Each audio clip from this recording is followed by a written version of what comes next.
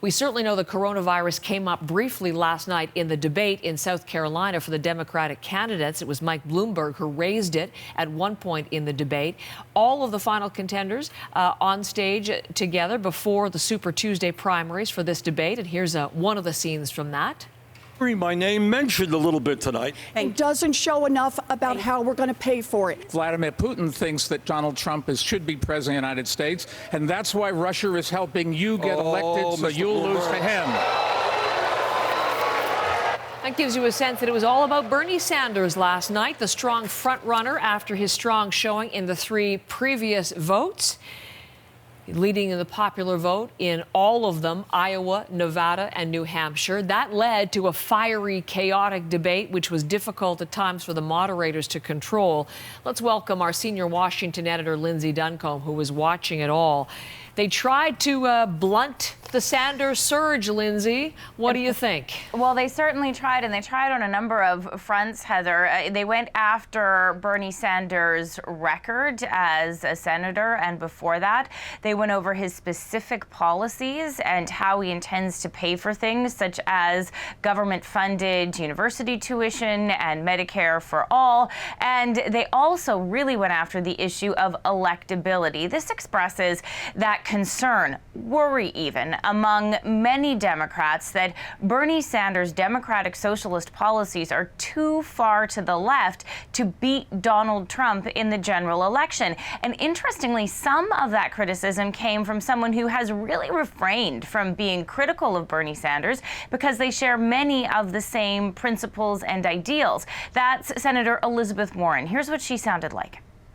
We need a president who is going to dig in, do the hard work, and actually get it done. Progressives have got one shot, and we need to spend it with a leader who will get something done. Mayor Buttigieg, we want to bring you in. Pete Buttigieg, the former mayor of South Bend, Indiana, talked about this in terms of what a Sanders nomination would mean for other races, particularly trying to win back the Senate and trying to maintain control in the House of Representatives, which was won back in 2018 largely because of moderates winning in suburban districts. Here's what Pete Buttigieg had to say. It adds up to 4 more years of Donald Trump, Kevin McCarthy as Speaker of the House, and the inability to get the Senate into Democratic hands. The time has come for us to stop acting like the presidency is the only office that matters. Now, this is really a make-or-break debate, make-or-break moment in a make-or-break week for former Vice President Joe Biden, and that's because we're just days away from the South Carolina primary, and Joe Biden said last night that he would win the South Carolina primary, and he is counting on African-American support. He also had some pointed attacks for Bernie Sanders. He went after Sanders' records with gun control, and he made it very specific to the situation in South Carolina. Here's what he had to say. Walking distance here is Mother Emanuel Church. 9 people shot dead by a white supremacist. Bernie voted 5 times against the Brady bill and wanted a waiting period. No, let me finish. And waited a waiting period of 12 hours. I'm not saying he's responsible for the 9 deaths, but that man would not have been able to get that weapon with the waiting period had been what I suggest until you are cleared.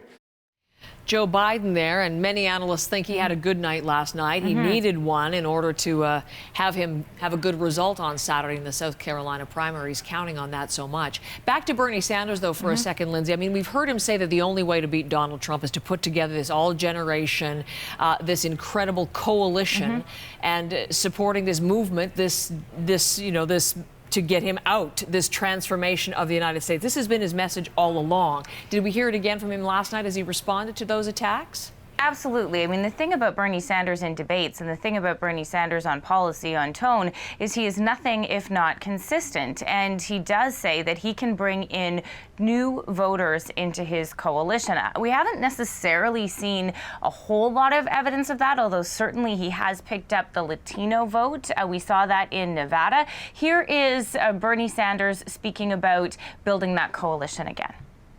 And if you want to beat Trump, what you're going to need is an unprecedented grassroots movement of black and white and Latino Native American and Asian people who are standing up and fighting for justice. Can anybody That's what our movement is in this about. room? Now, the big takeaway from this is that all of these attacks mean that opposition is still divided. And if there are no big dropouts, if Joe Biden wins, say, in South Carolina, and he stays in the race and others stay in the race, that opposition continues to be divided, which puts Sanders more on the path, more clearly on the path to clinching the nomination, and perhaps relatively soon.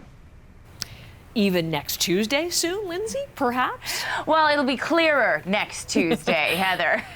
All the more reason to tune in when we speak face to face. Thank you for this.